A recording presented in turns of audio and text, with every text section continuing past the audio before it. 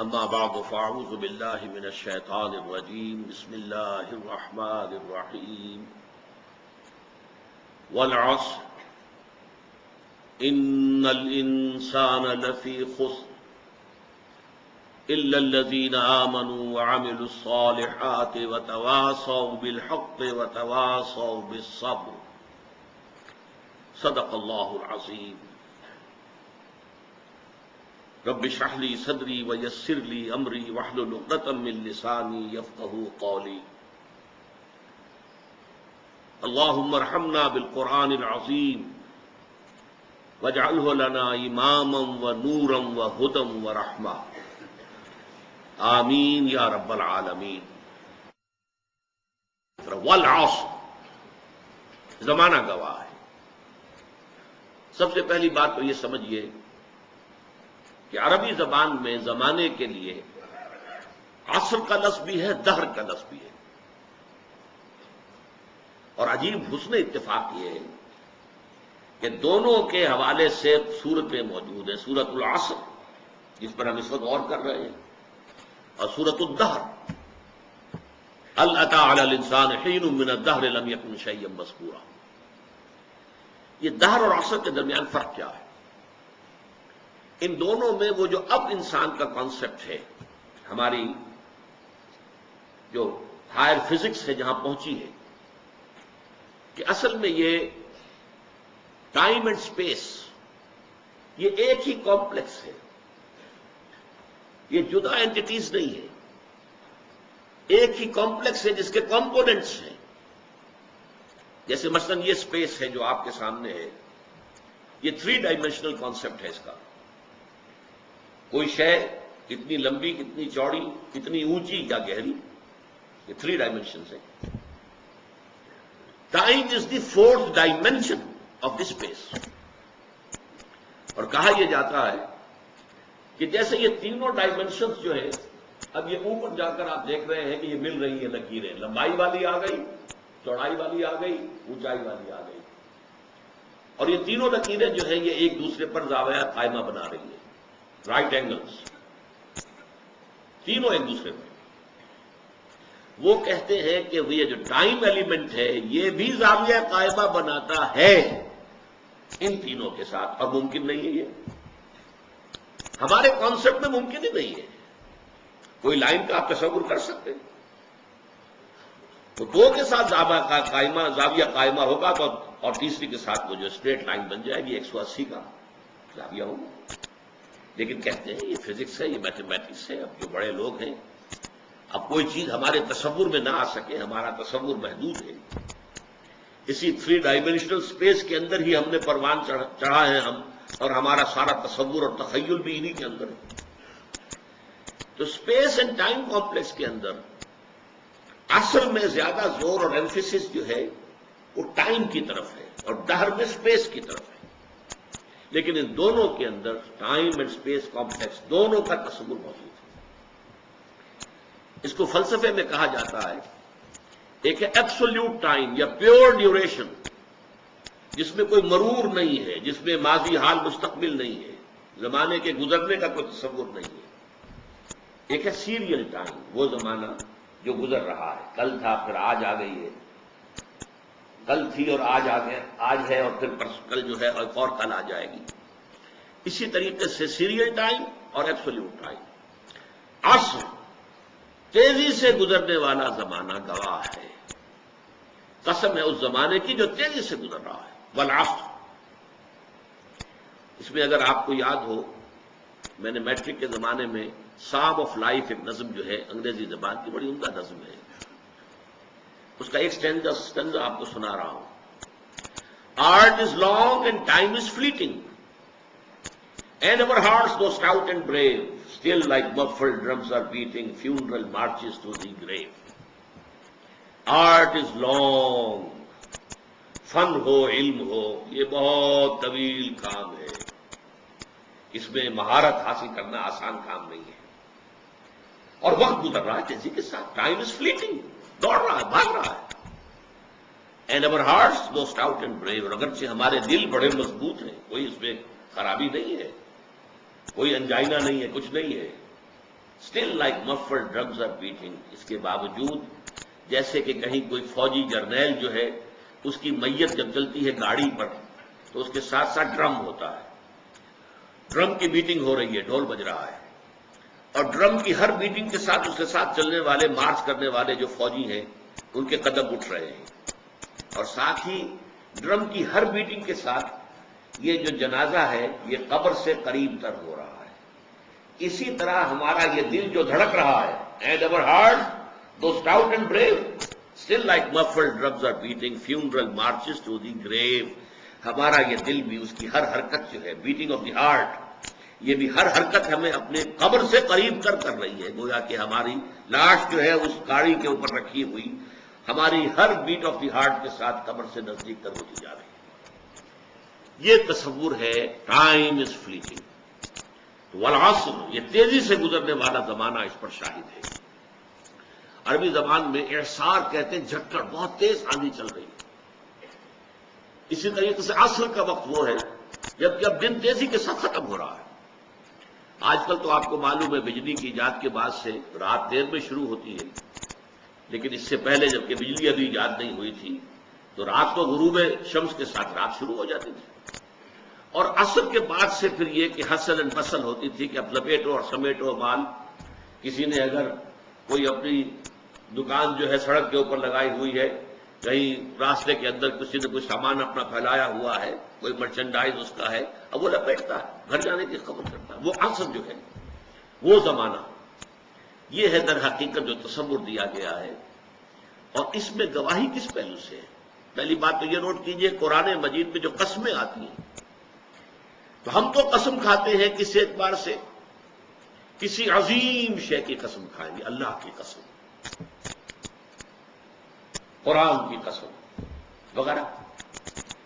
لیکن یہ کہ ظاہر بات ہے اللہ تعالیٰ سے عظیم تر تو شے کوئی ہے نہیں. اللہ جب قسم کھاتا ہے تو اس میں عظمت کا پہلو نہیں ہوتا. ہمارے ہاں مفسرین نے اس معاملے میں خام خواہ محنتیں کی ہیں.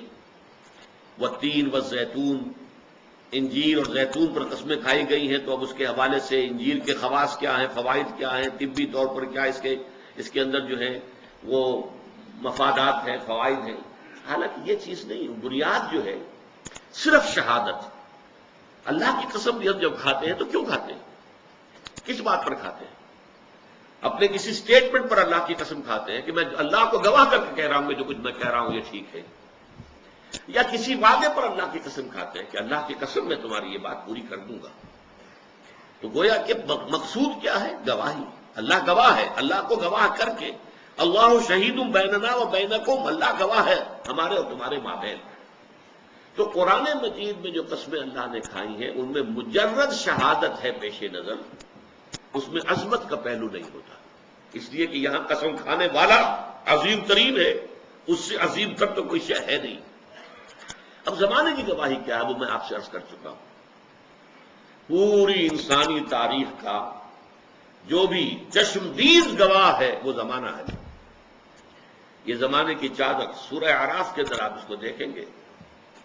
پہلے وہ تخلیق آدم وغیرہ کا ذکر ہوا ہے، اس کے بعد قیامت کا ذکر، اور اس کے بعد جو کچھ ہونا ہے جنت والے اور دوزخ والے اور اصحاب الاعراف ان کا قصہ ہے. یہ تو گویا کہ دو انتہائیں ہو گئی، ابتدا انتہا. اس کے درمیان پھر شروع ہوتا ہے حضرت نوح کا معاملہ، حضرت ہود کا، حضرت صالح کا، حضرت لوط کا، حضرت شعیب کا، اور پھر بڑی تفصیل جو ہے حضرت موسیٰ علیہ السلام. یہ سب تاریخ ہے.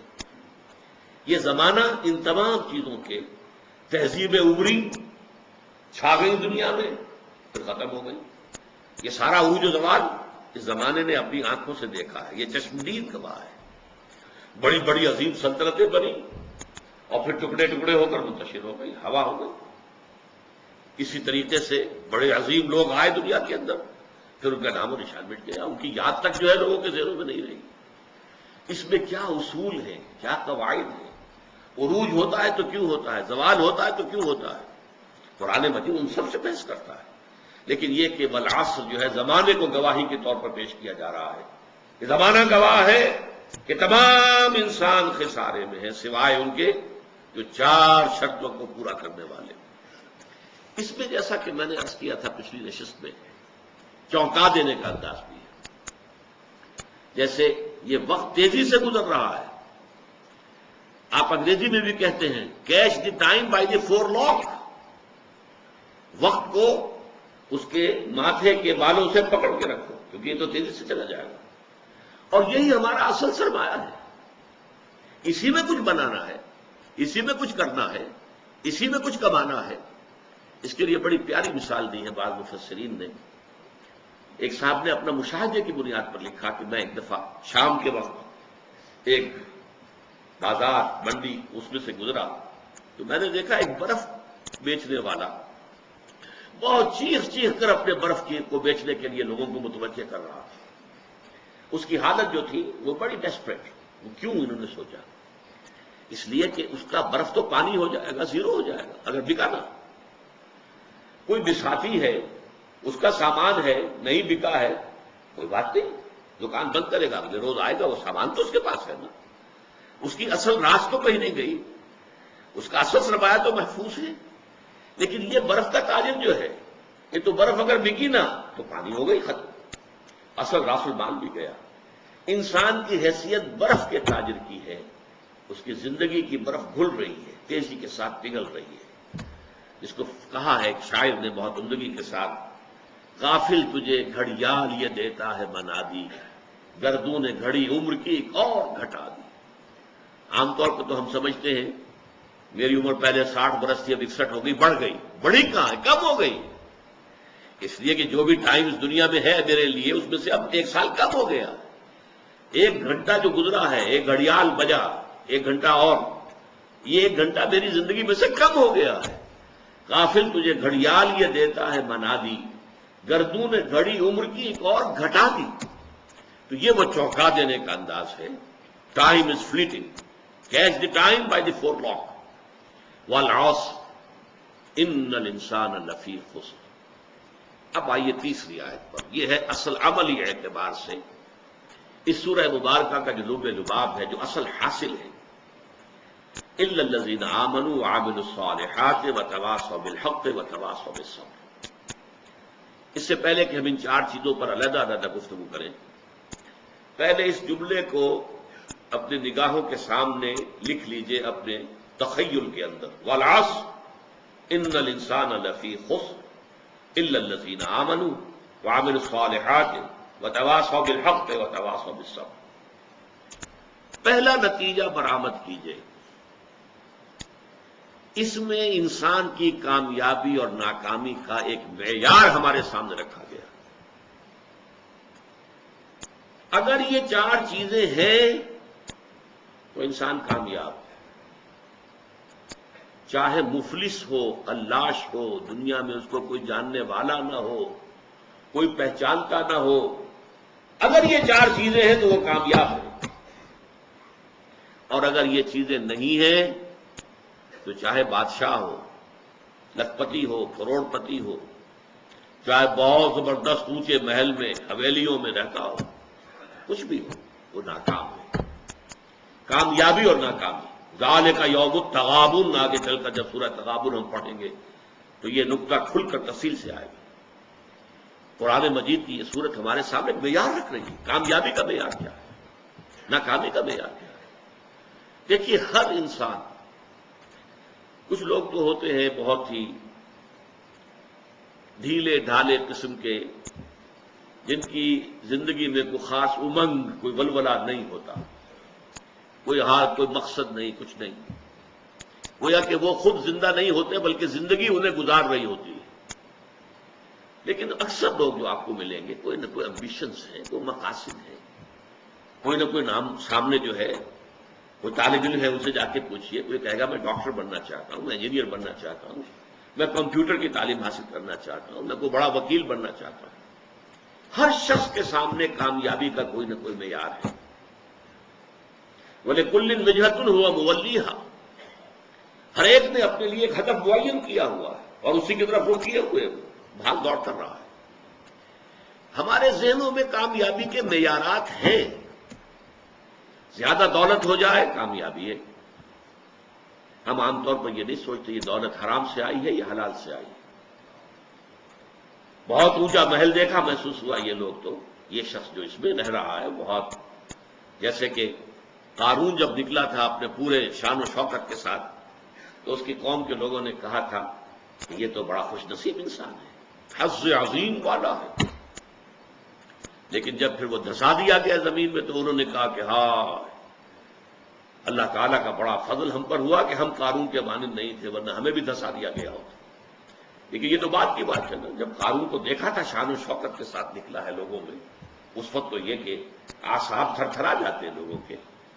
کوئی بڑی لمبی سی چمکیلی سی بھڑکیلی سی کار آپ کے قریب سے گزرے تو ایک دفعہ تو اعصاب کے اندر ارتعاش ہوتا ہے، ہم متاثر ہوتے ہیں، اپنے ماحول سے متاثر ہوتے ہیں، اور اس میں پھر یہ کہ ہمارے جو تصورات ہیں کامیابی اور ناکامی کے، اگرچہ اول تو ہے ہی نہیں ہمارے سامنے یہ تصور کامیابی کیا ہے ناکامی کیا ہے، لیکن اگر ہو بھی تو ڈاواں ڈول ہو جاتے ہیں، ہم متاثر ہو جاتے ہیں، اس ماحول کا اثر لیتے ہیں، قبول کرتے ہیں ہمارے اپنے اس ہدف کے۔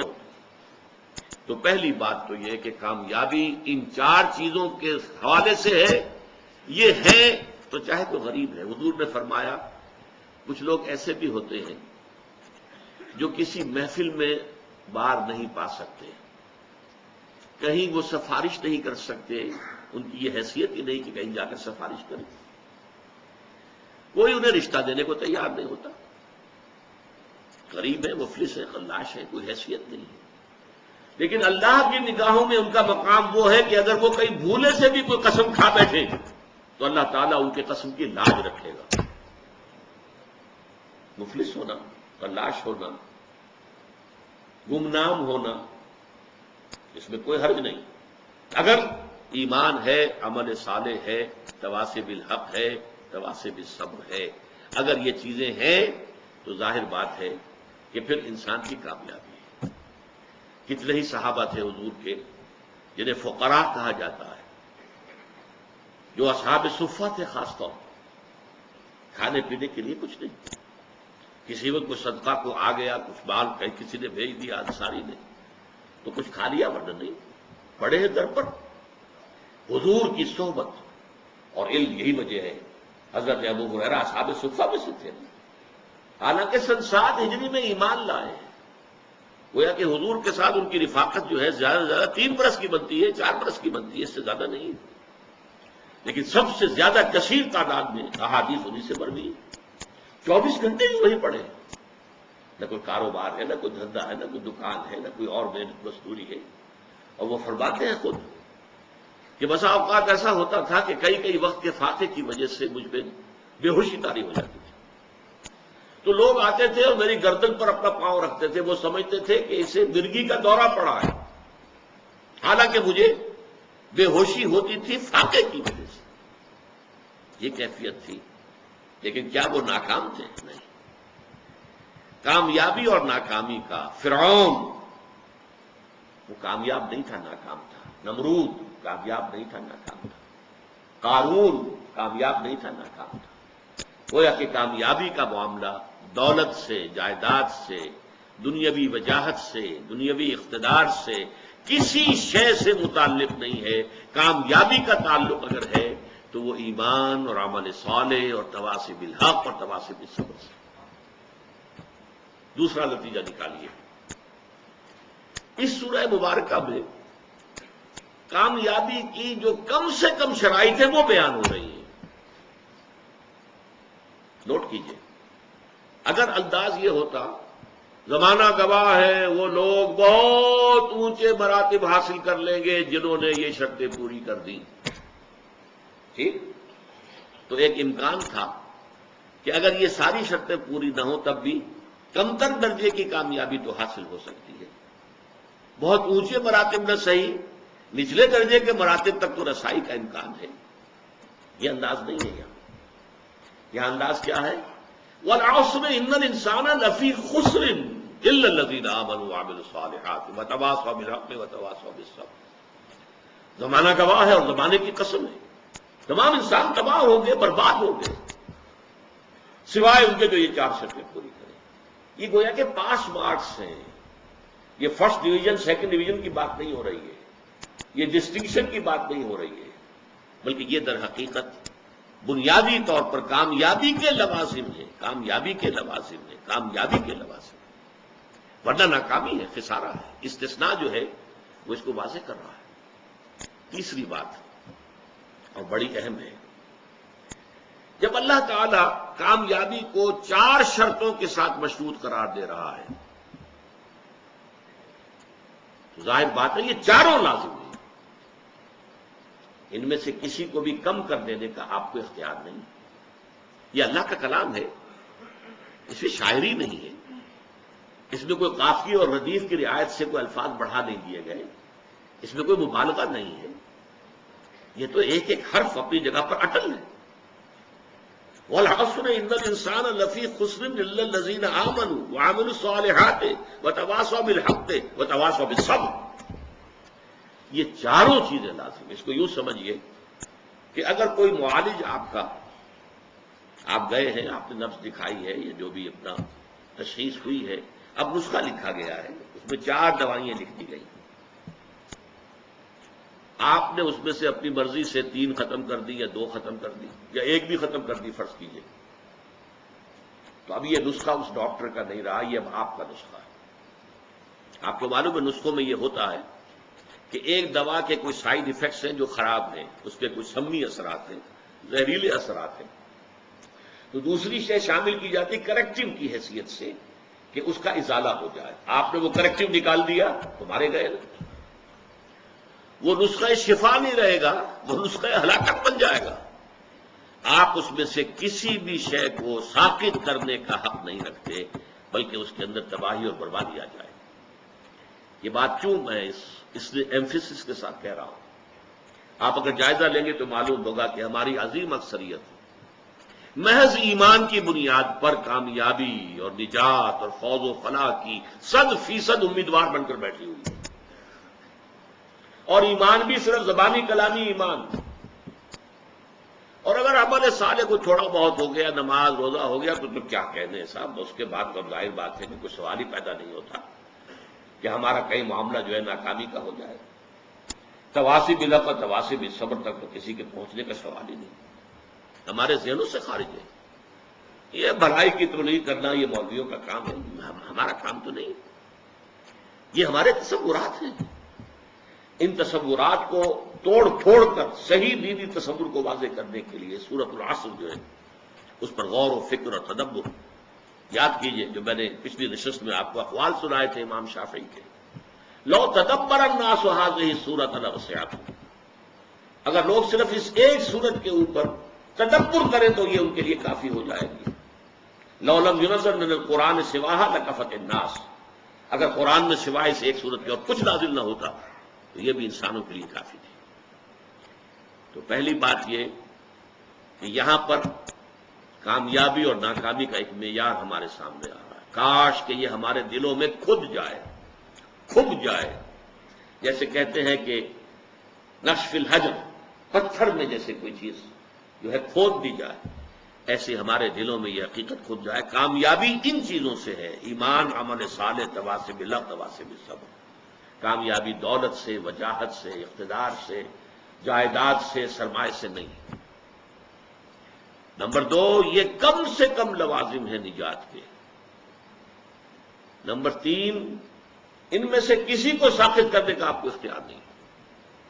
اب اس کے لیے میں آپ کو ایک قول سنانا چاہتا ہوں، امام فخر الدین رازی رحمۃ اللہ علیہ، آپ کو معلوم ہے تفسیر کبیر بہت بلند تفسیر ہے اور بہت مفصل تفسیر ہے، 30 اجزاء میں ہے، اگرچہ اس میں فلسفہ، منطق، فلکیات اس زمانے کی، اس میں کافی کچھ چیزیں ایسی ہیں جس کی بنا پر عام طور پر اس تفسیر کا وہ مقام نہیں سمجھا جاتا، بلکہ بعض حضرات جو ہیں خاص طور پر جو اہل حدیث مزاج کے حضرات ہیں وہ تو کہتے ہیں فیہ کل شیء الا التفسیر، اس میں ہر چیز موجود ہے سوائے تفسیر۔ اس لیے فلکیات کی بحثیں ہیں، ریاضیات کی بحثیں ہیں، منطق کی بحثیں ہیں، تو بہت ہی اس اعتبار سے وہ اب ایک خاص قوم کے اندر تو یوں سمجھیے کہ اس کا بہت بڑا جو ہے مقام، بہت اونچا مقام تھا، آج بھی میں اسے بہت اہم تفسیر سمجھتا ہوں۔ انہوں نے اس صورت کے بارے میں جو بات کہی ہے،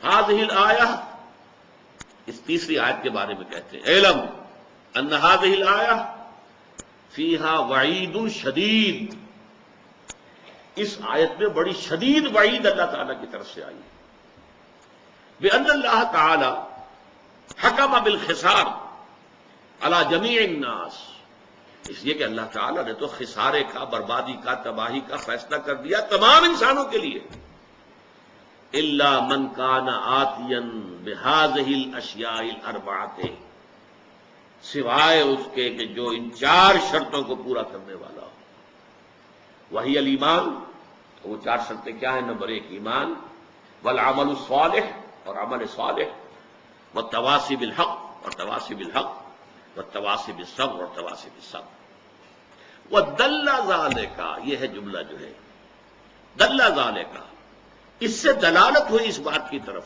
رہنمائی ہوئی اس بات کی طرف، ان النجات معلقۃ بمجموع هذه الاشیاء، کہ نجات معلق ہے، منحصر ہے ان چاروں چیزوں کے مجموعے پر۔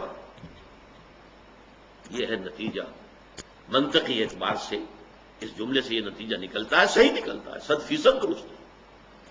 اسی نجات کے لفظ کو جو میں نے لیا ہے، جو اس قول میں ہے امام راضی کے، نجات کی راہ، سورۃ العصر کے موضوع پر جو میری کتاب ہے، اور میں مشورہ دوں گا جن کو بھی دلچسپی سورہ مبارکہ سے ہو گئی ہو وہ ضرور اس کتاب کا مطالعہ کریں۔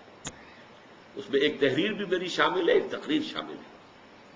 ظاہر بات ہے کہ میں ان نشستوں میں تو ان تفاصیل میں جا نہیں سکتا، اور یہ کہ میری تحریر جو اس میں شامل ہے وہ آج سے 35 برس قبل کی ہے، 36 برس قبل کی ہے، تو ظاہر بات ہے کہ اب اس وقت جو بھی جوش و خروش تھا وہ اب تو نہیں ہے، لیکن یہ کہ جن حضرات کو بھی دلچسپی ہو ضرور اس کتاب کا مطالعہ کریں۔ نجات کی راہ، سورۃ العصر کی روشنی۔ تو تیسری بات جو میں نے آپ کو بتائی، چوتھی، یہ چاروں چیزیں جو ہیں یہ لازم ہیں، ان میں سے کسی ایک کو بھی ساقط کرنے کا ہمیں اختیار نہیں۔ چوتھی بات، پانچویں بات نوٹ کیجئے، یہ چاروں چیزیں لازم و ملزوم ہیں آپس میں۔ ایمان اگر حقیقی ہوگا، عمل صالح لازماً پیدا ہوگا۔ ممکن نہیں ہے کہ ایمان حقیقی ہو اور پھر عمل درست نہ ہو، کیسے ممکن ہے؟ اس ایمان کی پھر دو دھیلے کی قیمت نہیں جس کی بنا پر انسان کا عمل درست نہ ہو سکے۔ بہت سی احادیث میں ہم دیکھتے ہیں کہ غلط اعمال کی بنیاد پر ایمان کی نفی مطلق کی گئی ہے۔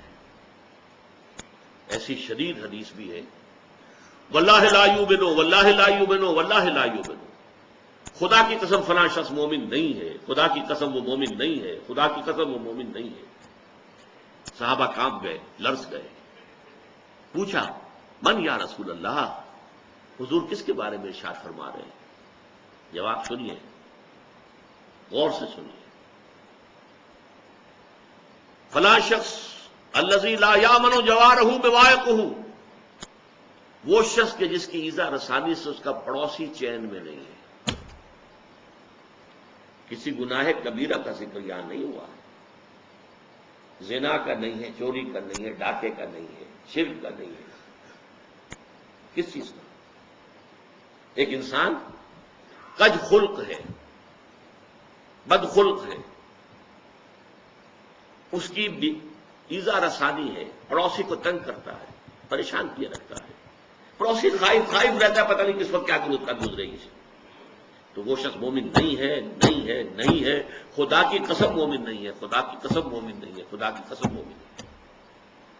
ایک اور حدیث کہ جس کو حضور ہر خطبے میں دہراتے تھے، حضرت انس رضی اللہ تعالی عنہ، جو طویل عرصے تک 9-10 برس تک حضور کے ذاتی خادم رہے، وہ یہ گواہی دیتے عن انس رضی اللہ تعالی عنہ، فرماتے قلما خطبنا رسول اللہ صلی اللہ علیہ وسلم الا قال، شاذ ہی کبھی ایسا ہوا ہوگا کہ اللہ کے رسول صلی اللہ علیہ وسلم نے فرمایا ہو، ہمیں خطبہ دیا ہو اور یہ الفاظ اس خطبے میں شامل نہ ہو۔ وہ کون سے الفاظ؟ لا ایمان لمن لا امانت لہ ولا دین لمن لا عہد لہ، اس شخص میں امانت داری کا وصف نہیں ہے، اس کا کوئی ایمان نہیں ہے، اور جس شخص میں ایفائے عہد کا مادہ نہیں ہے اس کا کوئی دین نہیں. کتنے کیٹیگوریکل ہیں یہ. تو ایمان اصل میں ایک ایمان قانونی ہے، اقرار باللسان. اس ایمان کی بات ہم یہ نہیں کر رہے. یہ تو جب پھر ہمارا جو اس منتخب نصاب کا دوسرا حصہ آئے گا وہ ایمانیات کے مباحث پر ہوگا. اس کے شروع میں پھر ہم ایمان کے بارے میں باتیں کریں گے. ایمان کسے کہتے ہیں، ایمان کی حقیقت کیا ہے، ایمان کی اقسام کیا ہے، ایمان کے درجے کیا ہے. اور پھر یہ کہ وہ حصے پڑھیں گے قرآن کے جس میں ایمان کا سنتھسس، ایمان کے لیے استدلال کس طور سے قرآن مجید ایمان کی دعوت دیتا ہے.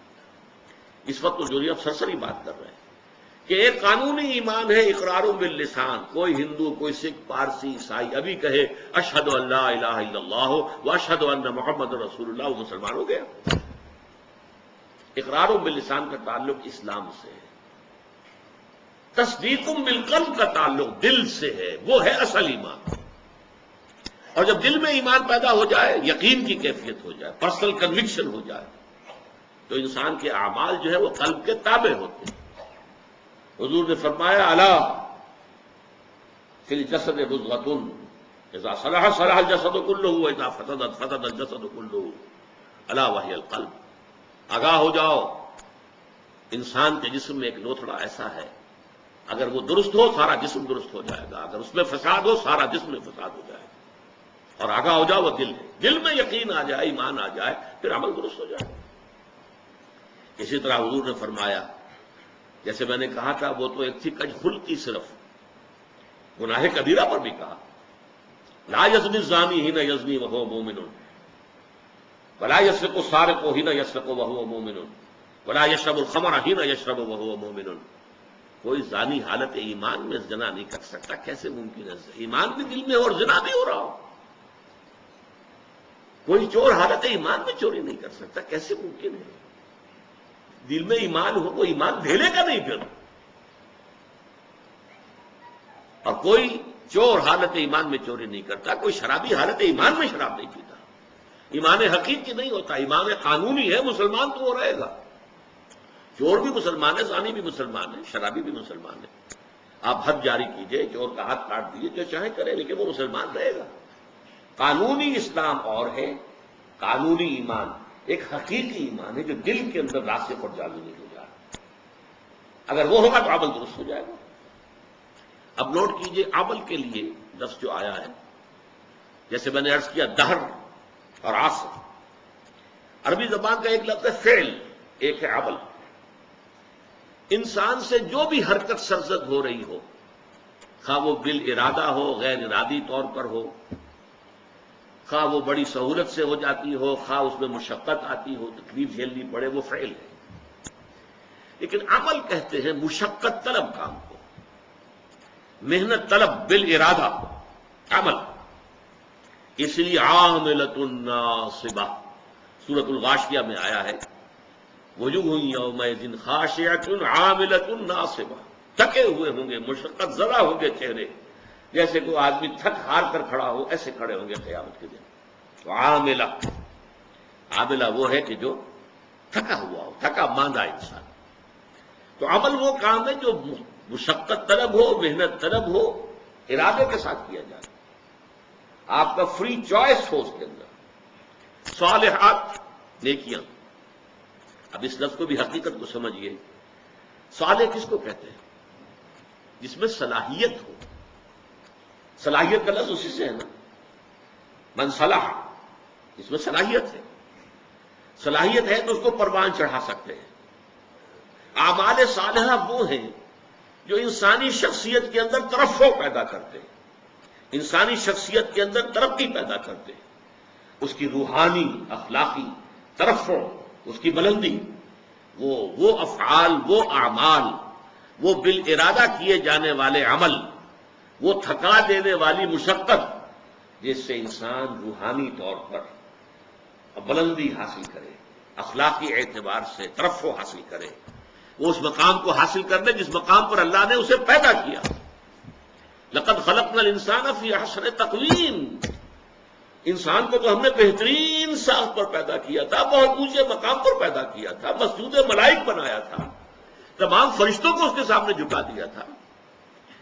فسجد الملائکۃ کلھم اجمعون، لیکن پھر وہ گرتا ہے، ثم رددناہ اسفل سافلین، وہ پھر نچلوں میں سب سے نیچے، الا الذین آمنوا وعملوا الصالحات۔ اس پستی سے ابھرنے کے لیے پہاڑ سے آپ کو نیچے گرا دیا گیا، پہاڑ پر چڑھنے کے لیے آپ کو مشقت کرنی ہوگی، چڑھنا ہوگا۔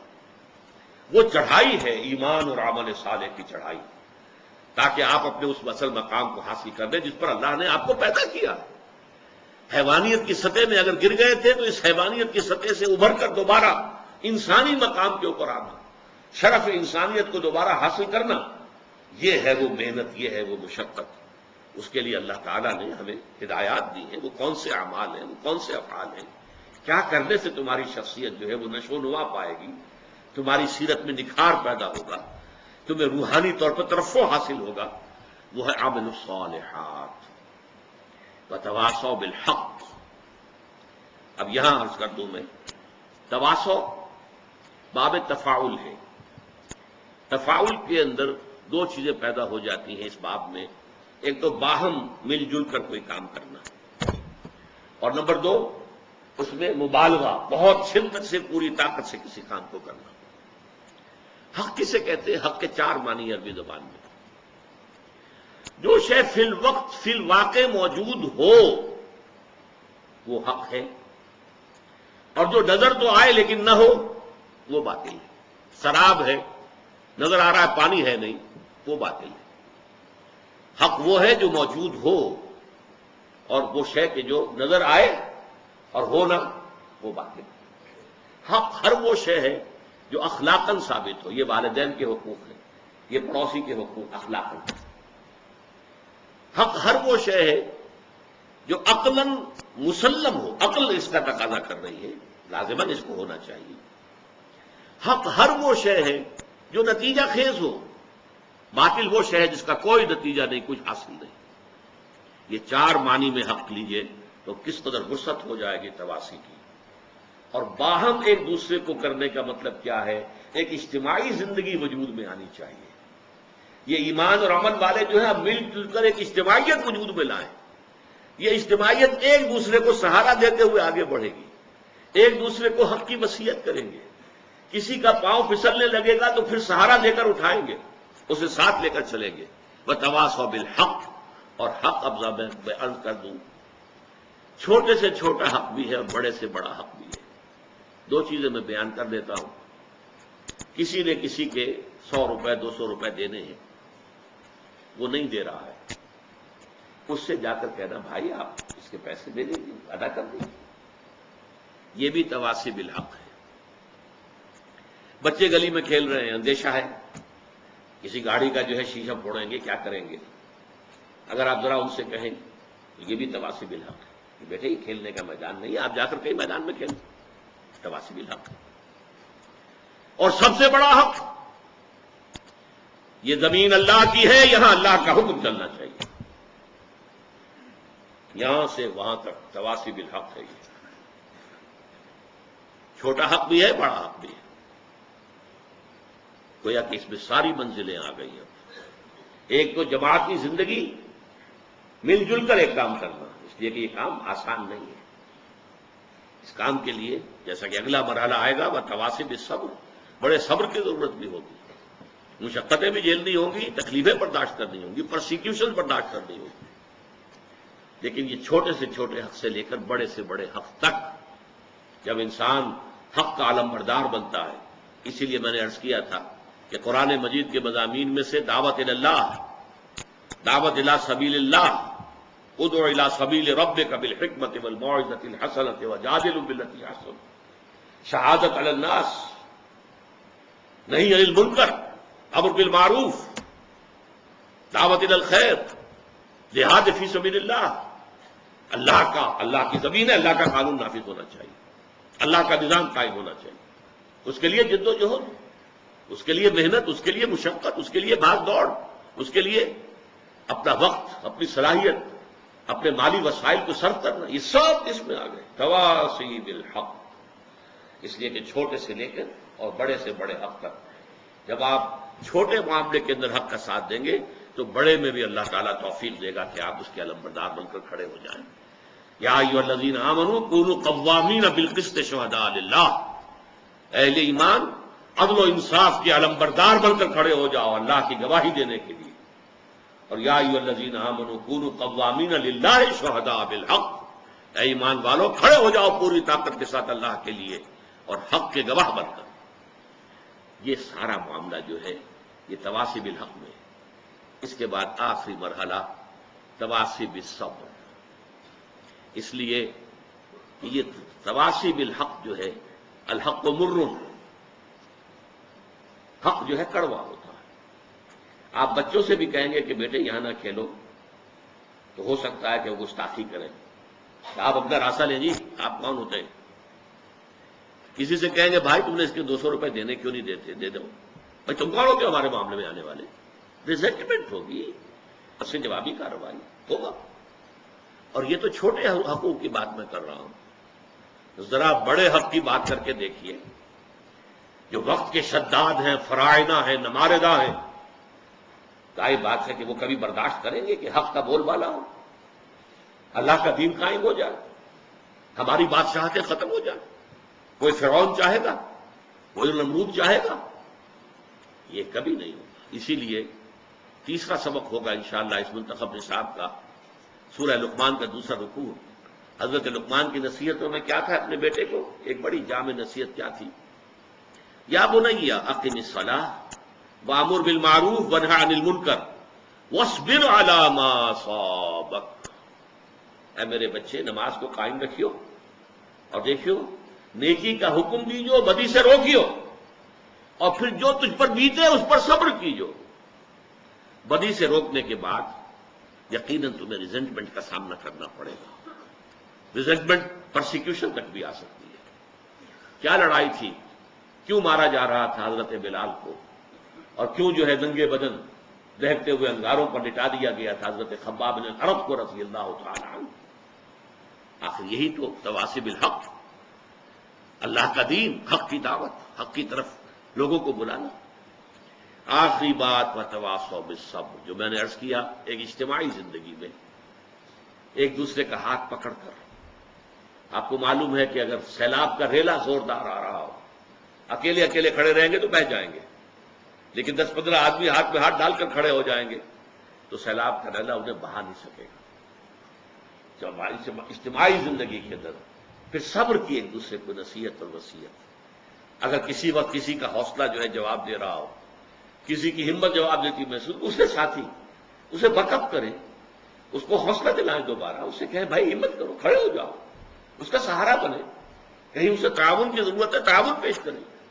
اس طریقے سے مل جل کر ایک اجتماعی زندگی کے ذریعے سے تواصوا بالصبر کا معاملہ بھی، جس کے لیے سورہ آل عمران کی آخری آیت یا ایھا الذین آمنوا اصبروا وصابروا ورابطوا واتقوا اللہ، اہل ایمان صبر کرو، اور صبر میں دوسروں کا، اپنے جو مد مقابل ہیں، جو دشمن ہیں حق کے، ان کا مقابلہ کرو، ان سے زیادہ صبر کرو۔ یہ کفار میں تو صبر کر رہے ہیں نا، یہ ابو جہل جو ہے صبر کر رہا ہے اپنے باطل معبودوں کے لیے۔ پہلے آیا تھا بدر میں، مارا گیا کہ نہیں مارا گیا؟ لیکن پھر مکے کے جو مشرکین تھے دوبارہ آ گئے 1 سال کے بعد، پہلے 1000 آئے تھے، اب 3000 آ گئے۔ وہ اپنے معبودان باطل کے لیے قربانیاں دینے کو تیار ہیں۔ تمہیں ان سے بڑھ کر قربانی دینی چاہیے، تمہیں ان سے بڑھ کر صبر کرنا چاہیے۔ تو یہ ہے صبر، یہ ہے 4 آیتیں۔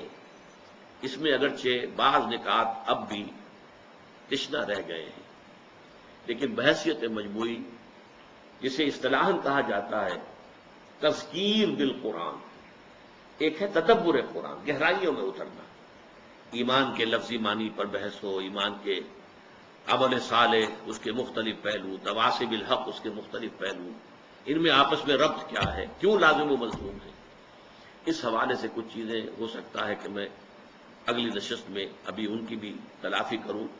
باقی یہ کہ اللہ کے فضل و کرم سے جیسا بھی ہو سکا ہے، آج میں نے اس کا بحیثیت مجموعی، اس کا جو ایک لب لباب ہے وہ آپ کے سامنے بیان کر دیا ہے۔ اقول قولی ھذا واستغفر اللہ لی ولکم ولسائر المسلمین والمسلمات۔